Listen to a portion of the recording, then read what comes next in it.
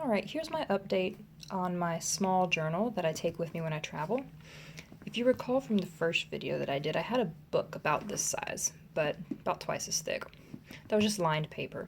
And I just wrote my notes for the day. Maybe I had 30 minutes at a cafe, I wrote some notes. If I got home from a trip, I finished up the notes, or if I had a night, free or something like that, I finished up the notes for the day that night, and so on. I always tried to do it on that day. Sometimes it didn't work out.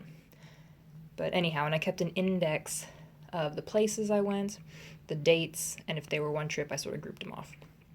Well, anyhow, I finished that book, and I needed a new one, but I didn't want to go traveling really far to find one, and so what do? I'm a craft person. I made one. So I had two passport journals, two passports that became a passport journal. Let me just take this out real quick. You can see it's just a standard passport. I didn't punch any holes in this one, although you can see in the related post about my travel journal updates, there's a link to various travel journals that I've done with passports where I did punch holes in some of them. But that's getting off topic for a second.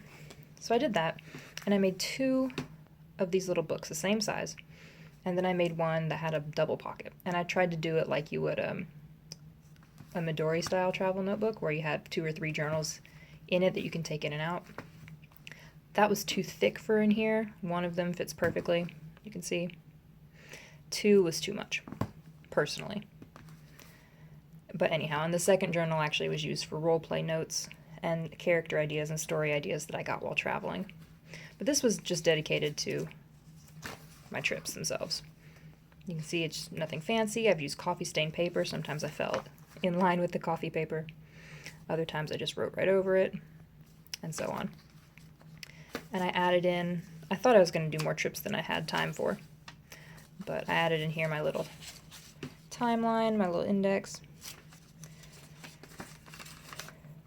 That's really simple, and it slides in. I would, for example, if I had only written this much, I would then slide it under. I don't know if I can do it with one hand, and I can't, but I would slide it through here so it was marked, and I could just open up. And in theory it would hold, and I could write in it that way, but I often just took it out to write. And it did sometimes leave a bit more of a gap at the top.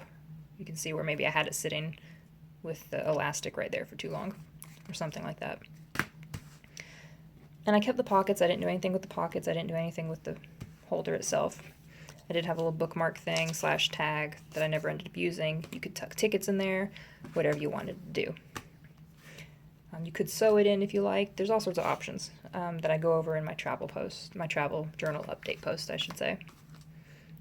But one of my ideas was just to keep making a bunch of these and eventually sew them all together in a little book. So I have like 3 or 4 journals in one hardcover, and then do it again and again for all the little notebooks that I have.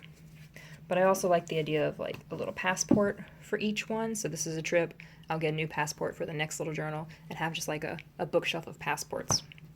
So that's pretty cool too.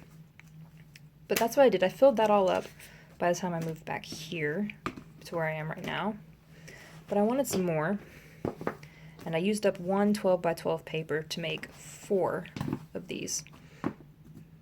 Yep, so let's see if I can open them. Yeah, so this was, what, 6 by 6? That's not right. Anyhow, I used one paper, is my point. There we go. So you can see, I don't know if they're in the right order, but they all came from the same paper. And it was just a paper of maps on top of maps. And in these, instead of doing just coffee stain paper, like this was just coffee stain of different types, just like that.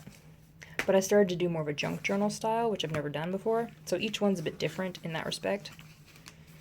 I've got like Franken paper, which is a bunch of different papers taped together, or sewn together, or glued together. Regular coffee paper, dot grid papers. Some of them have, here's more Franken paper. This one I think is just a bunch of paper. I don't think there's anything too special about it. There is a little flip. Some of them have little pockets, but mostly it's just for writing. I'm trying to find one that has, I use pages from school, classes that I taught. You can see this Ancient Olympics one here. I'm going backwards through this one because I've got, there it is, I've got this page. but it actually flips open to have writing space and reveal a picture, which is of course related to the ancient Olympics. So maybe I'll use this for like a trip to Greece or something. I've got a little envelope page that folds out as well. And so I've just got a bunch of these. I got 4 of them. One of them's got a bunch of stuff that folds out. I think it's this one. Yeah, because I have a little paper clip, a little fancy paper clip. Which with the paper clip on, this will act as a pocket.